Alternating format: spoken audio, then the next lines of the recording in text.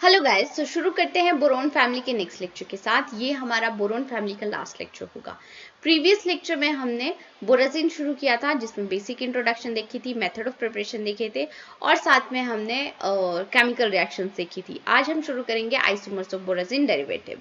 सबसे पहले हमारे पास कंपाउंड आता है B3N3H5F का। फ्लोरीन की कनेक्टिविटी बेसिकली देखी जाएगी। यहाँ पे एक बार बोरोन के साथ होगी, एक बार नाइट्रोजन के साथ होगी, बाकी तो हाइड्रोजन हाइड्रोजन हाइड्रोजन लगे हुए होंगे। हमने यहाँ पे क्या किया, 5 हाइड्रोजन ड्रॉ कर दिए। ये 2 पॉसिबल आइसोमर्स मिलेंगे आपको।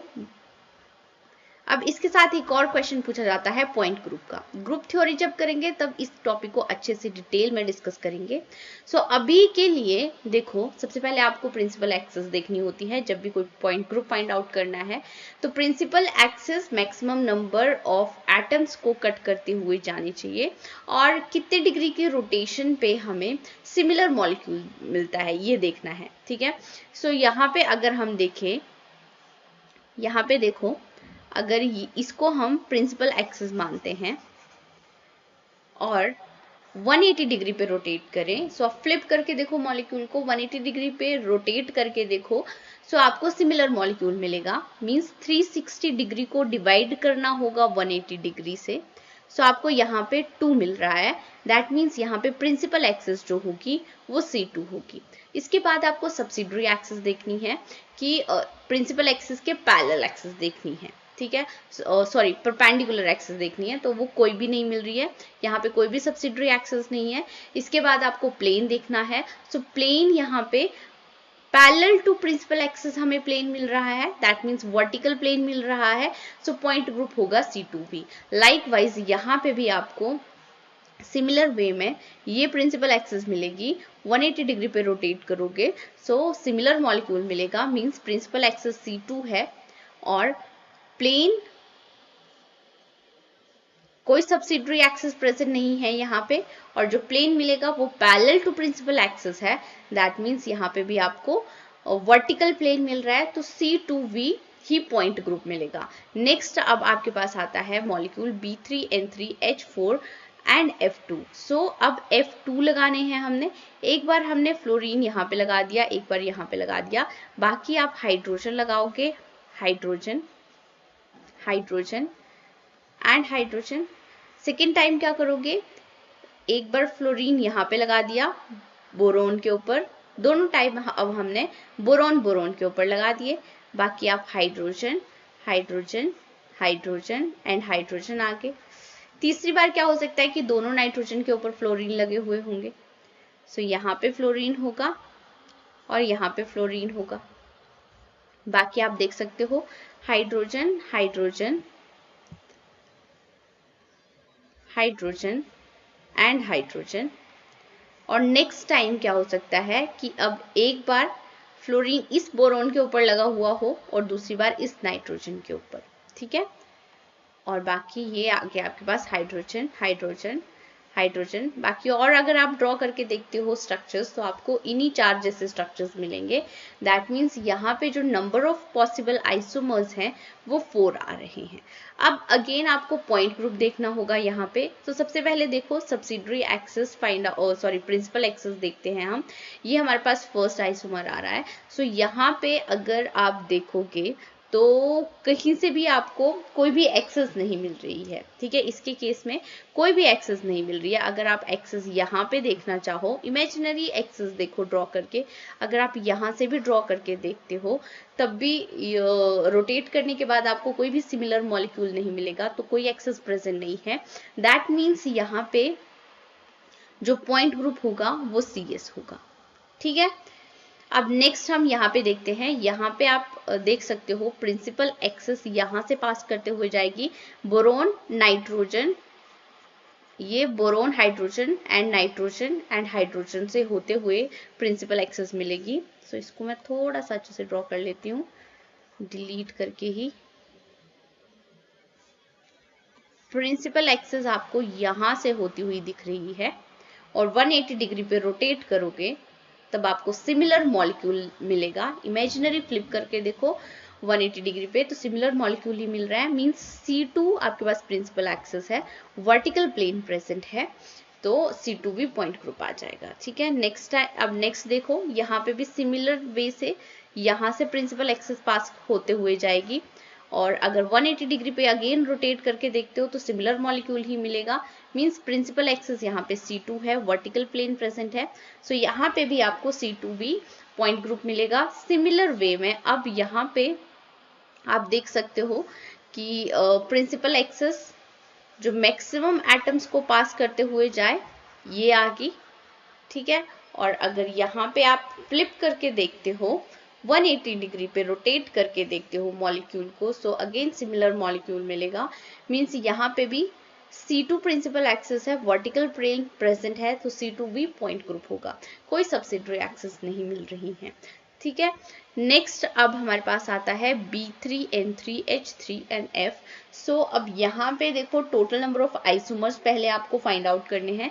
एक बार क्या आप करके देखो कि सारे फ्लोरीन यहाँ पे लगे हुए हैं, बोरोन के ऊपर लगे हुए हैं, ये कर लिया हमने। दूसरी बार आप देखोगे कि सारे फ्लोरीन नाइट्रोजन के ऊपर लगे हुए हैं, ये हमने लगा दिए। तीसरी बार एडजेसेंट पोजीशन पे लगा दो तीनों फ्लोरीन्स को, बाकी हाइड्रोजन है वो आप इजीली खुद ड्रॉ करके देख सकते हो। अब नेक्स्ट टाइम क्या किया, अब यहाँ पे देखो 2 नाइट्रोजन के ऊपर फ्लोरीन लगे हुए हैं और 1 बोरोन के ऊपर लगा हुआ है। अब 2 बोरोन के ऊपर फ्लोरीन लगा दो और 1 नाइट्रोजन के ऊपर लगा दो। ठीक है, अब यही क्या किया हमने, इसको थोड़ा सा हम ऐसे लिख लेते हैं।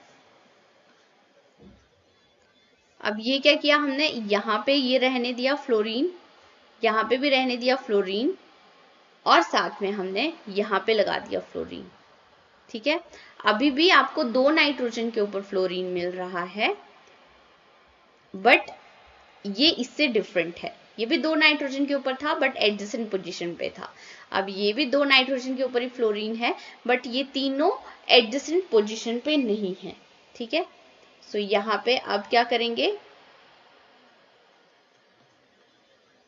फ्लोरीन आ गया एक, यहाँ पे एक फ्लोरीन यहाँ पे आ जाएगा, मींस अब हमने 2 बोरोन के ऊपर फ्लोरीन लगाए हैं बट एडजेसेंट पोजीशन पे नहीं है। जैसे हमने पिछले वाला मॉलिक्यूल देखा है वैसे ही ये वाला मॉलिक्यूल, यहाँ पे 2 नाइट्रोजन के ऊपर फ्लोरीन थे बट एडजेसेंट पोजीशन पे नहीं था, यहाँ पे 2 बोरोन के ऊपर फ्लोरीन है बट एडजेसेंट पोजीशन पे नहीं है। सो ये आ गया टोटल आपके पास आइसोमर्स, इसके अलावा कोई भी आपको स्ट्रक्चर नहीं मिलेगा, मींस यहाँ पे टोटल आइसोमर्स मिलेंगे आपको 6। इसके बाद अब सबसे बड़ा काम आ जाता है पॉइंट ग्रुप फाइंड आउट करने का। तो अगर हम यहाँ पे देखें, यहाँ से पास करती हुई ऊपर से देखो, अब ये लैपटॉप की स्क्रीन के अंदर जाती हुई आपको एक पेंसिल इमेजिन करो और देखो, फिर मॉलिक्यूल को अगर आप 120 डिग्री पे रोटेट करते हो तो आपको सिमिलर स्ट्रक्चर मिलेगा। ठीक है, सो यहाँ पे मतलब जो एक्सिस प्रेजेंट है वो C3 एक्सिस प्रेजेंट है। C3 एक्सिस के साथ साथ अब प्रिंसिपल एक्सिस के साथ साथ सब्सिडरी एक्सिस भी मिल रही है, मींस यहाँ पे आपको C2 एक्सिस भी मिल रही है। ठीक है, यहाँ से अगर पास करें तो ये C2 एक्सिस मिल रही है, और अगर C2 सब्सिडरी एक्सिस भी प्रेजेंट हो तब आप वहां पे C के बजाय D लिख देते हो। ठीक है, सो D आ जाएगा, D3 आ जाएगा, और यहाँ पे हॉरिजॉन्टल प्लेन प्रेजेंट है, सो D3H पॉइंट ग्रुप आ जाएगा। लाइकवाइज अगर यहाँ पे भी देखोगे तो ये भी सेम सा ही स्ट्रक्चर है, सो यहाँ पे भी D3H पॉइंट ग्रुप आएगा। ठीक है, अब यहाँ पे हम देखते हैं, सो यहाँ पे देखो प्रिंसिपल एक्सिस ये वाली होगी, कोई सब्सिडरी एक्सिस नहीं मिलेगी अब यहाँ पे आपको। सो C2V 180 डिग्री पे अगर रोटेट करेंगे तब आपको सिमिलर स्ट्रक्चर मिल रहा है, C2V या इसका पॉइंट ग्रुप होगा। ठीक है, लाइकवाइज हम यहाँ पे देखेंगे, सो यहाँ पे अब आपको ये वाली प्रिंसिपल एक्सिस मिलेगी, हाइड्रोजन हाइड्रोजन खुद लगा लेना अब आप। ठीक है, अगेन 180 डिग्री पे रोटेट करोगे सिमिलर स्ट्रक्चर मिलेगा, कोई सब्सिडरी एक्सिस नहीं है, सो C2V इसका पॉइंट ग्रुप आ जाएगा। ठीक है, अब यहाँ पे अगर देखें तो यहाँ पे आप चेक कर सकते हो कि यहाँ से अगर प्लेन पास करते हो तब भी आपको कोई सिमेट्रिकल मींस रोटेशन के बाद आपको एक जैसा सिमिलर स्ट्रक्चर नहीं मिलेगा। अगर यहाँ से भी पास करते हो प्लेन, तब भी आप देखो आपको कहीं पे भी सिमिट्री नजर नहीं आ रही है। सिमिलर रोटेशन के बाद कहीं पे भी सिमिलर मॉलिक्यूल नहीं मिलेगा। अगर ऊपर से भी पास करते हो तब भी रोटेट करके देखो आपको सिमिलर मॉलिक्यूल नहीं मिल रहा है। दैट मीन्स यहाँ पे कोई भी एक्सेस प्रेजेंट नहीं है, कोई एक्सेस प्रेजेंट नहीं है। या फिर हम बोल सकते हैं कि यहाँ पे सिर्फ सिग्मा है प्लस आइडेंटिटी है, तब जो पॉइंट ग्रुप होगा वो CS होगा। ठीक है, लाइकवाइज यहाँ पे भी आपके पास पॉइंट ग्रुप CS आएगा।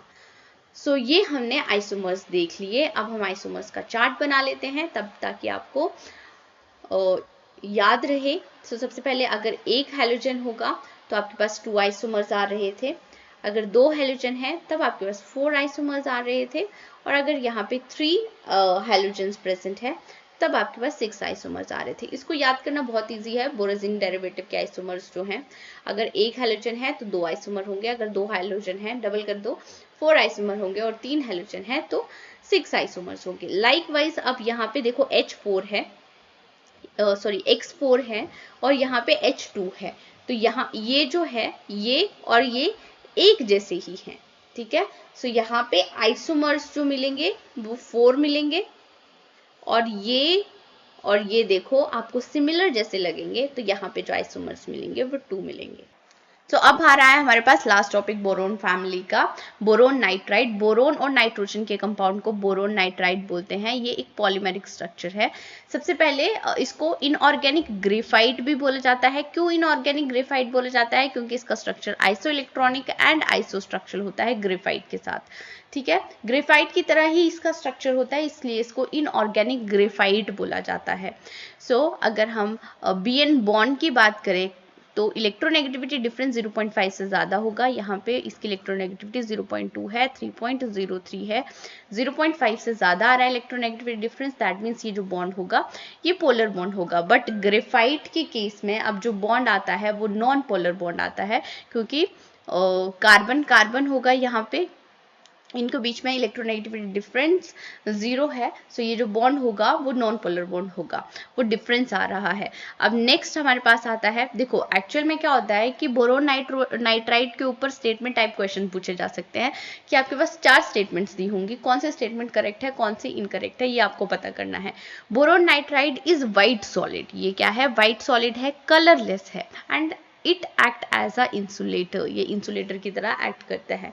जबकि ग्रेफाइट एक्ट करता है एज अ कंडक्टर। क्यों करता है ये हम थोड़ी देर में देखेंगे। उसके बाद boron nitride is diamagnetic in nature. Graphite भी डायमैग्नेटिक होता है, बोरोन नाइट्राइड भी डायमैग्नेटिक इन नेचर होता है। अब ग्रेफाइट डायमैग्नेटिक होने के बावजूद भी कंडक्टर की तरह एक्ट करता है। ठीक है, वो क्यों करता है ये हम थोड़ी देर में देखते हैं। सबसे पहले मेथड ऑफ प्रिपरेशन देखेंगे। मेथड ऑफ प्रिपरेशन फर्स्ट आ रहा है B2O3 के साथ। जब एक्सेस ऑफ अमोनिया के साथ रिएक्शन होती है, बट यहाँ पे आपको बात याद रखनी है कि टेम्परेचर बहुत हाई चाहिए, 1000 डिग्री सेल्सियस तक टेम्परेचर चाहिए, तब आपको इनऑर्गेनिक ग्रेफाइट मिलेगा। ठीक है, अब ये क्वेश्चन ये भी पूछा जा सकता है कि B2O3 कैसे फॉर्म हुआ है।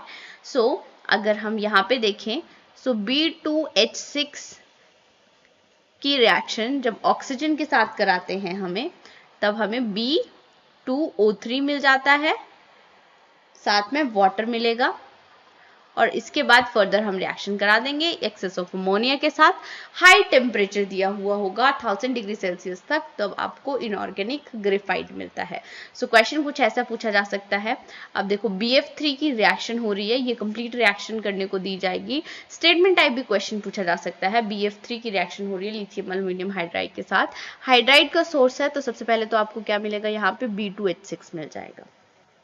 ठीक है, उसके बाद ऑक्सीजन के साथ रिएक्शन हो रही है B2O6 की, अगर B2H6 की ऑक्सीजन के साथ रिएक्शन होगी तब आपको B2O3 मिल जाएगा। ठीक है, अब एक्सेस ऑफ अमोनिया है, यहाँ पे क्या है? एक्सेस ऑफ अमोनिया आपको दिया हुआ होगा, साथ में टेम्परेचर ज्यादा दिया होगा। यहाँ पे रेड हॉट टेम्परेचर भी लिख सकते हैं, रेड हॉट हीटिंग भी लिख सकते हैं, या 1000 डिग्री सेल्सियस तक टेम्परेचर दिया हुआ है, तब आपको यहाँ पे इनऑर्गेनिक ग्रेफाइट मिल जाएगा, ये मिल गया अब आपको इनऑर्गेनिक ग्रेफाइट Bn।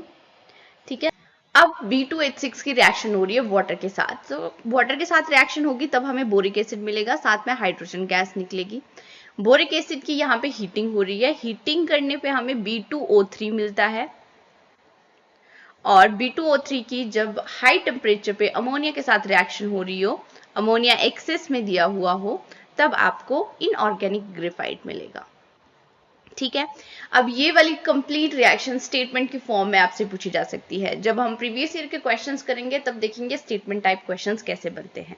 अब नेक्स्ट हमारे पास रिएक्शन दी हुई है, B2H6 की रिएक्शन हो रही है एक्सेस ऑफ अमोनिया के साथ एट लो टेम्परेचर। यहाँ पे बट आपको एक्सेस ऑफ अमोनिया तो दिया हुआ है बट टेम्परेचर लो दिया हुआ है। टेम्परेचर लो का मतलब क्या है कि यहाँ पे 150 डिग्री सेल्सियस से भी ज्यादा टेम्परेचर नहीं है। अगर 150 डिग्री सेल्सियस से ज्यादा टेम्परेचर होता तब तो हम बोलते कि बोराजिन की फॉर्मेशन हुई है, बट यहाँ पे होगी क्लीवेज रिएक्शंस। ठीक है, क्लीवेज रिएक्शंस यहाँ पे होगी, अनसिमेट्रिकल क्लीवेज होगी, सॉल्ट की फॉर्मेशन होगी। सो अनसिमेट्रिकल क्लीवेज में एक ही बोरॉन के साथ दोनों अमोनिया लगे हुए होंगे, BH2 यूनिट आ जाएगा, NH3 का होल ट्वाइस आ जाएगा, इसके ऊपर पॉजिटिव चार्ज आ जाएगा, बाकी हमारे पास BH4 बचा है, BH4 नेगेटिव आ जाएगा। सॉल्ट की फॉर्मेशन हुई, अनसिमेट्रिकल क्लीवेज हुई। अब नेक्स्ट टेम्परेचर दिया हुआ है 150 डिग्री सेल्सियस से ज्यादा, 200 डिग्री सेल्सियस तक दिया हो सकता है, और साथ में क्लोरीनेटिंग सॉल्वेंट दिया हुआ है। तो यहाँ पे बोराजिन की फॉर्मेशन होगी, ये भी हम ऑलरेडी कर चुके हैं। अब इसकी हीटिंग हो रही है, red hot heating, means temperature बहुत ज्यादा है। सो अगर बोराजिन की भी हम रेड हॉट हीटिंग करते हैं तब आपको इनऑर्गेनिक ग्रेफाइट मिल जाता है। ठीक है, सो ये भी मेथड ऑफ प्रिपरेशन है। अब हम नेक्स्ट देखते हैं। सो नेक्स्ट BCl3 की रिएक्शन अमोनिया के साथ हो रही है एट हाई टेम्परेचर। जब टेम्परेचर बहुत ज्यादा होगा तब आपको इनऑर्गेनिक ग्रेफाइट मिलेगा, BN। नेक्स्ट अब हम कंपैरिजन करेंगे structure of BN, boron nitride और ग्रेफाइट के स्ट्रक्चर का कंपैरिजन करेंगे। ठीक है, इनऑर्गेनिक ग्रेफाइट और ग्रेफाइट के स्ट्रक्चर का कंपैरिजन करेंगे। ग्रेफाइट के स्ट्रक्चर में हम अच्छे से कार्बन फैमिली में पढ़ेंगे, कार्बन के एलोट्रॉप्स हैं ये। अभी हम सिर्फ कंपैरिजन जितना ही देखेंगे। ठीक है, तो ये पॉलीमेरिक स्ट्रक्चर होते हैं, इसलिए मैंने NN लिखा हुआ है यहाँ पे। देखो अब यहाँ पे सबसे पहले जो स्ट्रक्चर होते हैं वो लेयर्ड फॉर्म में होते हैं या फिर शीट स्ट्रक्चर होते हैं। ठीक है, ये जो स्ट्रक्चर होंगे वो लेयर्ड होंगे या फिर शीट स्ट्रक्चर भी हम बोल सकते हैं। अब जो डिफरेंट लेयर्स होंगी उनके बीच में कुछ फोर्सेस ऑफ अट्रैक्शन होंगी, उन फोर्सेस ऑफ अट्रैक्शन को वेंडरवॉल फोर्सेस बोलते हैं। यहाँ पे वेंडरवॉल फोर्सेस प्रेजेंट होती है, ग्रेफाइट के केस में भी वेंडरवॉल फोर्सेस ही प्रेजेंट होंगी। ये इंपॉर्टेंट है, distance between two layer is 330 picometer in case of inorganic graphite, या फिर बोरोन नाइट्राइड के केस में 330 पिकोमीटर होता है डिस्टेंस, जबकि ग्रेफाइट के केस में 340 पिकोमीटर होता है डिस्टेंस। हेक्सागोनल अरेंजमेंट होती है, यहाँ पे भी हेक्सागोनल अरेंजमेंट होती है। अब अगर कॉन्फर्मेशन की बात करी जाए, स्ट्रक्चर की बात करी जाए, तब यहाँ पे आपको इक्लिप्स्ड स्ट्रक्चर मिलता है। इनऑर्गेनिक ग्रेफाइट के केस में, ये भी इंपॉर्टेंट पॉइंट है, इनऑर्गेनिक ग्रेफाइट के केस में आपको इक्लिप्स स्ट्रक्चर मिलेगा, मींस यहाँ पे जो डायहेड्रल एंगल होगा वो 0 डिग्री होगा। ठीक है, जबकि ग्रेफाइट के केस में स्टैगर्ड कॉन्फॉर्मेशन मिलती है, ये स्ट्रक्चर जो है वो स्टैगर्ड मिलता है, और यहाँ पे स्टैगर्ड स्ट्रक्चर का क्या मतलब है, डायहेड्रल एंगल या तो ग्रेटर देन या इक्वल टू 60 डिग्री होगा। दोनों डायमैग्नेटिक इन नेचर है। ठीक है, अब यहाँ पे जो मेन बात याद करने वाली होती है कि ये डायमैग्नेटिक है एंड ये इंसुलेटर होता है, जबकि ग्रेफाइट डायमैग्नेटिक है, स्टिल वो कंडक्टर की तरह बिहेव करता है। ये क्यों होता है थोड़ी देर में पढ़ेंगे हम। सो ये मैंने स्ट्रक्चर ड्रॉ किया हुआ है, देखो ये शीट लाइक स्ट्रक्चर है। अब इन दोनों स्ट्रक्चर्स के बीच में जो ये जो फोर्सेस हैं इनको हम बोलेंगे वेंडरवॉल फोर्सेस। ये क्या फोर्सेस आ गई अब आपके पास, दोनों के केस में वेंडरवॉल फोर्सेस होंगी, वॉल फोर्सेस होंगी।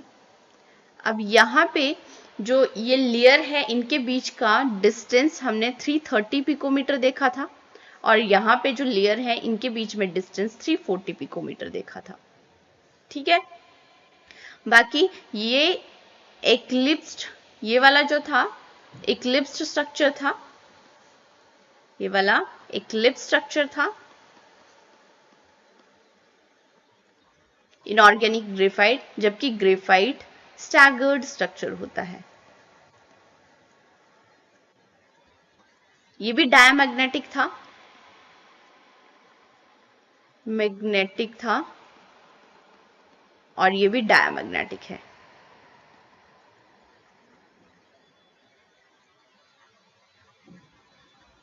ठीक है, कलरलेस होता है, this is colourless, white colour है इसका, इंसुलेटर है।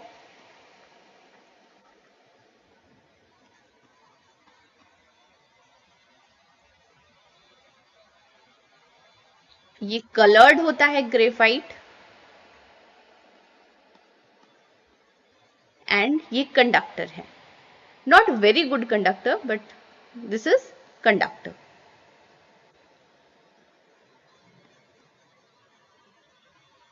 सो अब ये कंडक्टर क्यों है, दोनों डायमैग्नेटिक है बट स्टिल इसमें ऐसा क्या आ रहा है जिसकी वजह से ग्रेफाइट कंडक्टर होता है, वो यहाँ पे देखेंगे हम।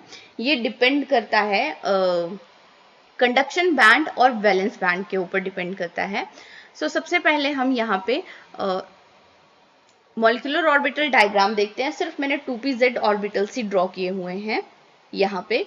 सो बोरोन के केस में 2pz में एक भी और इलेक्ट्रॉन नहीं होगा। एक्साइटेड स्टेट की बात कर रहे हैं हम, नाइट्रोजन के केस में 2 इलेक्ट्रॉन्स होंगे एक्साइटेड स्टेट में। ठीक है, सो ये आ गया आपके पास होमो, और यहां पे ये पाई स्टार आ जाएगा आपके पास लूमो। लाइकवाइज ग्रेफाइट का केस लेते हैं, यहां पे दोनों कार्बन कार्बन ही होंगे। अच्छा, अब इन ऑर्बिटल्स को मैंने एक साथ एक ही लाइन में देख सकते हो आप, पैरेलली ड्रॉ नहीं किया हुआ है, क्योंकि जिसकी इलेक्ट्रोनेगेटिविटी ज्यादा होती है उसको हम थोड़ा सा नीचे ड्रॉ करते हैं। ये हम मॉलिक्यूलर ऑर्बिटल थ्योरी में अच्छे से कर चुके हैं। ठीक है, सो कार्बन के अगर हम एक्साइटेड स्टेट इलेक्ट्रॉनिक कॉन्फ़िगरेशन देखें तो 2pz में एक इलेक्ट्रॉन आएगा, यहाँ पे भी एक इलेक्ट्रॉन आएगा, और यहाँ पे 2 इलेक्ट्रॉन्स आएंगे। ठीक है, अब यहाँ पे हम इसको क्या बोल सकते हैं, जहां पे इलेक्ट्रॉन प्रेजेंट होते हैं उसको वैलेंस बैंड बोलते हैं, वैलेंस बैंड, और इसको हम कंडक्शन बैंड बोलेंगे। लाइकवाइज ये भी आपके पास वैलेंस बैंड आ गया और ये कंडक्शन बैंड आ गया। अब कंडक्टिविटी कब शो करते हैं, जब इलेक्ट्रॉन वैलेंस बैंड से कंडक्शन बैंड में जंप कर जाए। अब यहाँ पे आप देख सकते हो कि होमो लूमो गैप जो है वो बहुत ज्यादा है। यहाँ पे होमो लूमो गैप बहुत ज्यादा है, तो इलेक्ट्रॉन जंप नहीं कर पाएगा। किसके केस में, बोरोन नाइट्राइड के केस में या फिर इनऑर्गेनिक ग्रेफाइट के केस में। बट यहाँ पे आप देख सकते हो कि होमो लूमो गैप कम है। अगर होमोलुमो गैप कम है, वैलेंस बैंड और कंडक्शन बैंड के बीच में गैप कम है, तो इलेक्ट्रॉन क्या होगा, इलेक्ट्रॉन यहाँ पे जंप कर जाएगा valence band to conduction band, जिसकी वजह से ये कंडक्टिविटी शो करता है। This is conductor.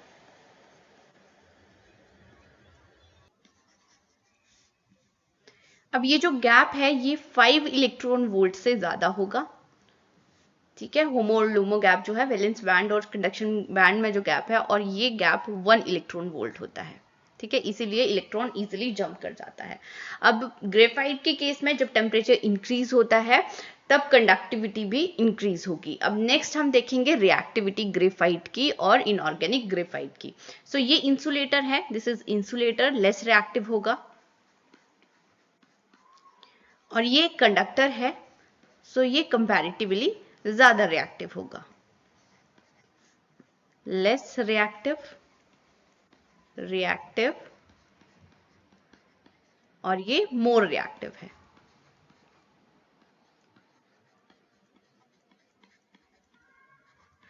सो अगर इनऑर्गेनिक ग्रेफाइट की रिएक्शंस हम मेटल के साथ कराते हैं तब हमें यहां पे कोई रिएक्शन नहीं मिलेगी, नो रिएक्शन।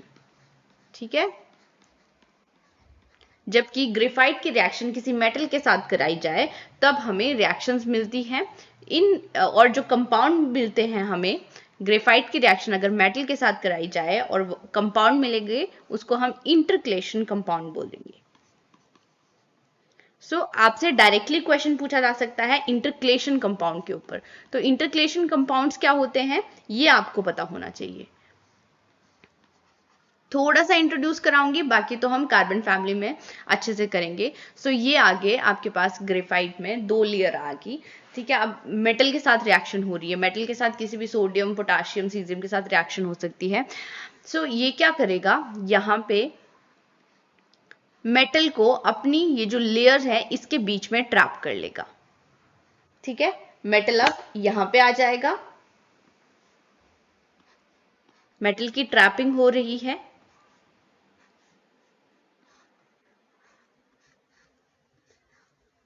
और इसी को हम बोलते हैं intercalation compounds. Metal trapped between 2 layers, ठीक है। अब उसके बाद यहाँ पे कंडक्टिविटी के बारे में पूछा जाता है कि कंडक्टिविटी किसकी ज्यादा होगी, ग्रेफाइट की ज्यादा होगी या इंटरकलेशन कंपाउंड की ज्यादा होगी। मेटल का क्या, अगर हम ऐसे मेटल्स ऐड करते हैं जिनकी वैलेंसी 1 हो, तो metal have a tendency to donate electrons, ठीक है। यहाँ पे अब अगर हम कंडक्शन बैंड और वैलेंस बैंड ड्रॉ करके देखें, ये वैलेंस बैंड है, जैसे ऊपर ड्रॉ करके देखा था, ये कंडक्शन बैंड है। ग्रेफाइट के केस में हमें कंडक्शन बैंड और वैलेंस बैंड में 2 electrons, this is diamagnetic, 2 electrons मिल रहे थे, बट यहाँ पे क्या होगा, मेटल अपना 1 इलेक्ट्रॉन दे देगा, ये पैरामैग्नेटिक हो जाएगा, और पैरामैग्नेटिक होने की वजह से ये सुपर कंडक्टर बन जाता है, ठीक है। ये क्या होता है, सुपर कंडक्टर बन जाता है।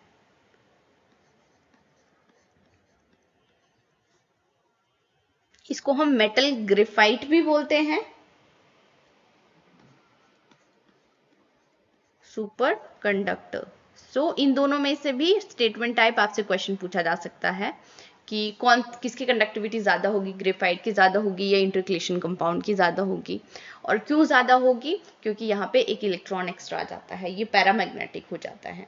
उसके बाद इनऑर्गेनिक ग्रेफाइट की रिएक्शन अगर 2000 डिग्री सेल्सियस टेम्परेचर पे करी जाए, 60 बार प्रेशर की कंडीशन दी जाए, तब हमें यहाँ पे मिलता है इनऑर्गेनिक डायमंड। यहाँ पे क्या मिलता है, इनऑर्गेनिक डायमंड।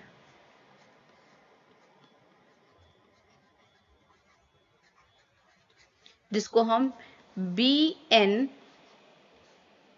X से रिप्रेजेंट करेंगे। अगर इनऑर्गेनिक ग्रेफाइट की अरेंजमेंट देखें, तो यहाँ पे हेक्सागोनल अरेंजमेंट थी, यहाँ पे हेक्सागोनल अरेंजमेंट थी,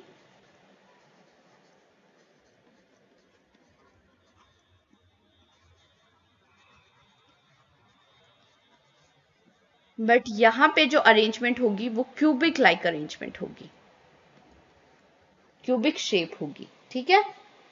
और अगर हार्डनेस की बात करी जाए, हार्डनेस किसके ऊपर डिपेंड करती है, लेटिस एनर्जी के ऊपर डिपेंड करती है। जिसकी लेटिस एनर्जी ज्यादा होगी वही उसी की हार्डनेस भी ज्यादा होगी। इनऑर्गेनिक डायमंड की BNX की हार्डनेस ज्यादा होती है as compare to inorganic graphite. जैसे ग्रेफाइट और डायमंड का कंपैरिजन करते थे, तो ग्रेफाइट सॉफ्ट इन नेचर है, डायमंड हार्ड इन नेचर है। वैसे ही आप इसका भी याद रखने के लिए बता सकती हूँ कि हार्डनेस किसकी ज्यादा होगी, इनऑर्गेनिक डायमंड की ज्यादा होगी।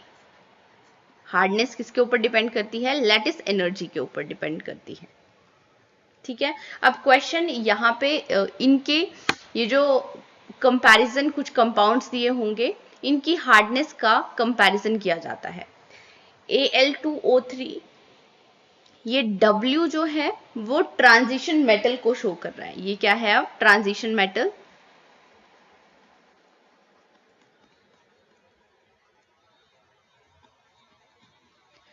इनकी हार्डनेस के ऊपर हमें कमेंट करना है।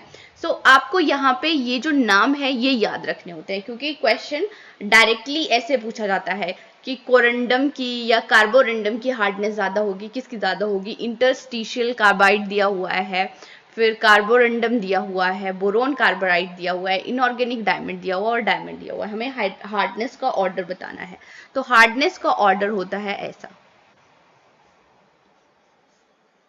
ये आपको याद रखना पड़ेगा, ठीक है। ये तो इसलिए याद ही हो जाएगा। डायमंड हार्डेस्ट होता है, फिर उसके बाद इनऑर्गेनिक डायमंड आ जाएगा। उसके बाद आपको बोरो कार्बोराइड की बात करनी है, ठीक है। इसकी हार्डनेस ज्यादा होगी, B4C की हार्डनेस ज्यादा होगी।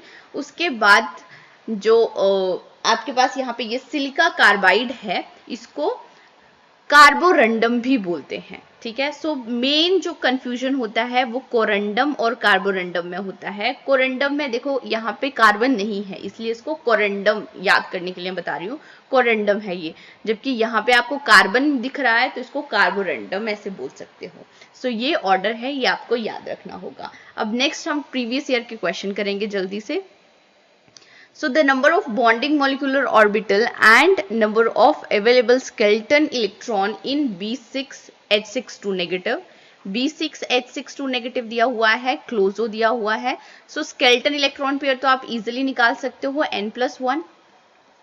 n+1 which is equal to electron. अब ये बात याद रखना कि इलेक्ट्रॉन्स पूछे हैं, ये इलेक्ट्रॉन पेयर पूछे हैं। n+1 से हमें इलेक्ट्रॉन पेयर मिलते हैं, n नंबर ऑफ बोरोन, तो 7 इलेक्ट्रॉन पेयर्स आए और 14 इलेक्ट्रॉन होंगे, ठीक है। सो 14 इलेक्ट्रॉन्स आ गए यहाँ पे, या तो ये हो सकता है या फिर ये हो सकता है।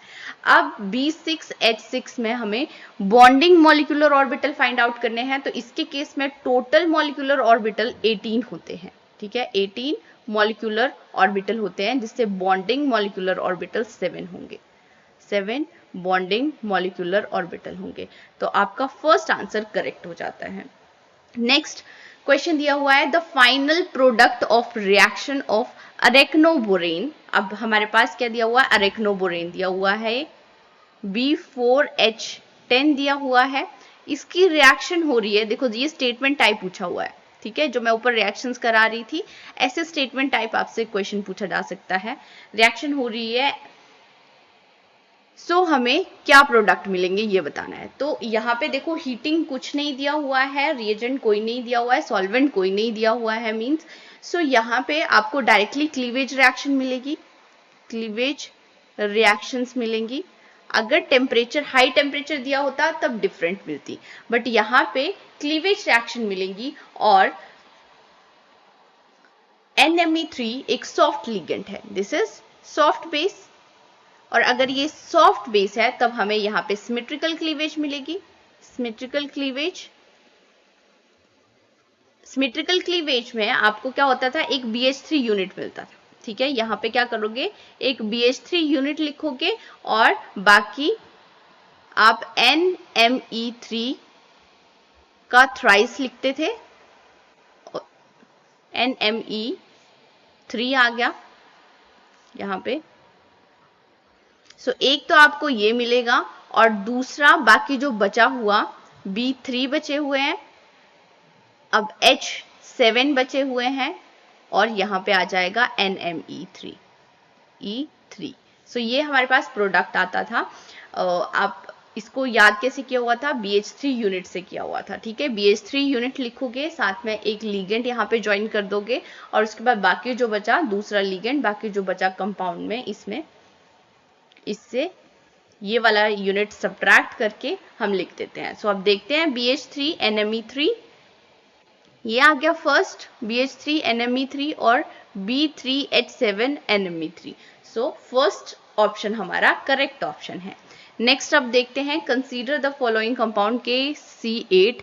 सो ये क्वेश्चन एक्चुअली में कार्बन फैमिली के ऊपर है। सो जब हम कार्बन वाली फैमिली करेंगे तब इस क्वेश्चन को सॉल्व करेंगे। अब नेक्स्ट क्वेश्चन देखते हैं, the number of 3 centre 2 electron bond present in Al। सो देखो BH4 नेगेटिव के साथ जो हमने मेटल्स के कंपाउंड देखे थे, जिसमें हमने देखा था कि कौन सिंगली ब्रिज्ड होते हैं, कौन डबली ब्रिज्ड होते हैं, कौन ट्रिपली ब्रिज्ड होते हैं, ये उसके ऊपर डिपेंड करता है क्वेश्चन। सो हमें पता है ये डबली ब्रिज्ड है, एल्यूमिनियम मेटल डबली ब्रिजिंग शो करता है। सो यहाँ पे हम स्ट्रक्चर इजीली ड्रॉ कर सकते हैं। ये आ गया आपके पास एल्यूमिनियम, डबली ब्रिज का मतलब क्या है, अब यहाँ पे हाइड्रोजन लिखोगे और बोरोन, सो BHB यूनिट यहाँ पे 2 आ जाएंगे, बाकी यहाँ पे ये हाइड्रोजन आ गया, हाइड्रोजन आ गया। अब कितने यूनिट दिए हुए हैं हमारे पास? 3 हैं, सो 3 आप लगा दोगे। हाइड्रोजन, हाइड्रोजन, बोरोन आ गया, सो यहाँ पे 2 हाइड्रोजन लगे होंगे बाकी। हाइड्रोजन, हाइड्रोजन, और यहाँ पे बोरोन आ गया, हाइड्रोजन एंड हाइड्रोजन। अब हमें 3 सेंटर 2 इलेक्ट्रॉन फाइंड आउट करने हैं। सो ये 3 सेंटर 2 इलेक्ट्रॉन बॉन्ड है, ये भी 3 सेंटर 2 इलेक्ट्रॉन बॉन्ड है। Likewise this and this means 6 3 centre 2 electron bond आ रहे हैं। सो ऑप्शन 3 हमारा करेक्ट होगा। अब नेक्स्ट क्वेश्चन देखते हैं। The reaction of BCl3, reaction हो रही है किसकी? BCl3 की रिएक्शन हो रही है NH4Cl के साथ, और हमें प्रोडक्ट A मिल रहा है। यहाँ पे प्रोडक्ट A मिल रहा है। सो ये रिएक्शन हमने करी है इनऑर्गेनिक बेंजीन की प्रिपरेशन हो रही है। B3N3H3 आ जाएगा यहाँ पे, और Cl3 आ जाएगा, क्योंकि बोरोन के साथ कौन से सराउंडिंग एटम्स लगे हुए हैं? क्लोरीन लगे हुए हैं। सो इसलिए बोरोन के साथ आप क्लोरीन लिखोगे, और नाइट्रोजन के साथ डायरेक्टली कौन से एटम्स अटैच्ड है? हाइड्रोजन एटम अटैच्ड है। सो यहाँ पे हमने लिख लिए। उसके बाद देखो NaBH4 दिया हुआ है, दैट मीन्स रिडक्शन दी हुई है। रिडक्शन होगी मीन्स ये हाइड्राइड का सोर्स है, और बोरोन के साथ जो क्लोरीन लगे हुए हैं they are labile to substitute, they are labile for substitution, ठीक है। सो हाइड्राइड सब्स्टिट्यूट कर देगा इनको, और B3N3H6 आ जाएगा आपके पास, इनऑर्गेनिक बेंजीन या फिर बोराजिन। और उसके बाद क्या बोला हुआ है? Product B upon heating with HCl। सो अब HCl के साथ रिएक्शन हो रही है, और हमें पता है यहाँ पे इलेक्ट्रोफिलिक एडिशन रिएक्शन होगी, एडिशन रिएक्शन होगी। सो आपके पास क्या बचेगा? यहाँ पे B3 आ गया, और यहाँ पे अब बोरोन के साथ क्लोरीन लगते हैं, इलेक्ट्रोनेगेटिविटी के अकॉर्डिंग हमने देखा था। यहाँ पे क्या आ जाएगा? Cl3 आ जाएगा, N3H6 तो वैसे ही रहेंगे, और 3 और हाइड्रोजन की एडिशन होगी नाइट्रोजन के ऊपर। सो यहाँ पे H9 आ जाएगा। आप क्या करोगे? स्ट्रक्चर बना के देखो, इजीली आप एडिशन करके देखो, आप ये वाला प्रोडक्ट फाइंड आउट कर सकते हो। तो ये आ गया Cl3B3N3H6। सो ये हमारा करेक्ट ऑप्शन है। अब नेक्स्ट क्वेश्चन देखते हैं। So the number of isomeric derivative possible for neutral closoborane. So ये हमारे पास क्लोजोकार्बोरेन के हमें आइसोमर्स फाइंड आउट करने हैं। C2B10H12 ये हम ऑलरेडी कर चुके हैं। आइकोसाहेड्रल यहाँ पे स्ट्रक्चर मिलेगा, ऑर्थो, पैरा और Meta. Ortho, para and Meta isomers मिलते थे, ठीक है। सो 3 आइसोमर्स मिल रहे हैं। फर्स्ट आंसर हमारा करेक्ट होगा, फर्स्ट ऑप्शन हमारा करेक्ट होगा। फिर उसके बाद क्या बोला हुआ है? For higher borane 3 centre 2 electron BBB bond में be part of this structure. So B5 हमें क्या, कौन से बॉन्ड फाइंड आउट करने थे? क्लोजो बॉन्ड्स, ये वाले इलेक्ट्रॉन डेफिशिएंट बॉन्ड होते हैं, ये वाले बॉन्ड फाइंड आउट करने हैं। मींस हमें B5H9 का STYX कोड फाइंड आउट करना होगा, ठीक है। STYX कोड, अब ये सबसे पहले तो देखो क्लोजो है, नीडो है या अरेक्नो है। सो यहाँ इसको कैसे लिख सकते हो? जर्नल फॉर्मूले की फॉर्म में B5H5 4 नेगेटिव मींस ये नीडो है, और नीडो के लिए हम क्या लिखते थे? 4 -N और 2 0, ये हमारा STYX कोड होता था। ये BHB HB यूनिट को शो करता था, ये B यूनिट को शो करता था। यहाँ पे BB यूनिट आते थे, और यहाँ पे BH2 यूनिट्स आते थे, ठीक है। सो N मतलब क्या है? Number of बोरोन्स। सो 4 आ जाएगा, नंबर ऑफ बोरोन 5 है, मीन्स 1 आ जाएगा। सो बी यूनिट कितने हैं, 1 है। तो हमारा ऑप्शन यहाँ पे फोर्थ ऑप्शन जो है वो करेक्ट होगा। नेक्स्ट हमें बताना है स्ट्रक्चर ऑफ कार्बोरेन विद फॉर्मूला। सो ये दिया हुआ है आपके पास C2B4H8। अब ये इसके बारे में बताना है कि ये क्लोजो है, नीडो है, अरेक्नो है। सो देखो, सबसे पहले तो हमें क्लोजो नीडो के लिए क्या करना पड़ता था, ये जो कार्बन है इसको सब्स्टिट्यूट करना पड़ता था। BH यूनिट से करते थे। सो BH का ट्वाइस आ जाएगा यहाँ पे, B4H8। सो B6 आ गया, H10 आ गया। मीन्स इसको अब हम B6H6 4 नेगेटिव लिख सकते हैं। 4 नेगेटिव, दैट मीन्स ये आ गया आपके पास नीडो बोरेन।